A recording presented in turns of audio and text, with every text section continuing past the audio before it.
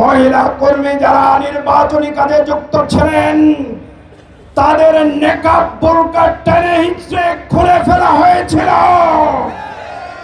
যারা নারী স্বাধীনতার কথা বলে তারাই আজকে নারীদের সম্মান নিয়ে ছিনিমিনি খেলছে। আগামী 12 তারিখ ব্যালট বিপ্লবের মাধ্যমে এই সকল ডাকাতদের সমুচিত জবাব দেওয়া হবে। 5 আগস্টের পরে প্রতিপক্ষ রাজনৈতিক কর্মীদের আক্রমণে ইতিমধ্যে প্রায় 5 শতাধিক আমাদের বিভিন্ন দলের ভাই এবং বোনদেরকে জীবন হারাতে হয়েছে। অত্যন্ত ন্যাক্কারজনকভাবে জামাত ইসলামের বিভিন্ন এলাকায় যেভাবে সত্য কথা এবং আগামীর নতুন বাংলাদেশ বিনির্মাণের জন্য কাজ করেছে, অনেক ভাইকে হত্যা করা হয়েছে, আহত করা হয়েছে। কয়েকদিন আগে আমাদের এক উপজেলা সেক্রেটারি রেজাউল ভাইকে তারা নির্মমভাবে হত্যা করেছে।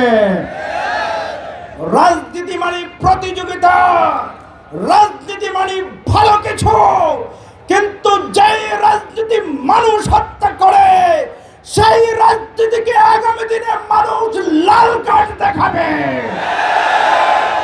আমি নারায়ণগঞ্জের ইস্যুতে কথা বলতে চাই।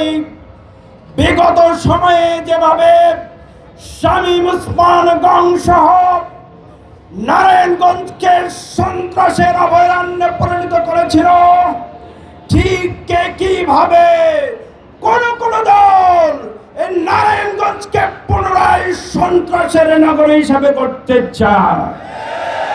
আমরা তাদেরকে হুঁশিয়ারি উচ্চারণ করে বলতে চাই, আমরা একসাথে লড়াই করেছি, জেল খেটেছি, আমরা ভাইয়ের মতো ছিলাম, কিন্তু ক্ষমতার মোহে তোমরা অন্ধ হয়ে যেও না, তাহলেও জনগণ তোমাদেরকে ছেড়ে কথা বলবে না।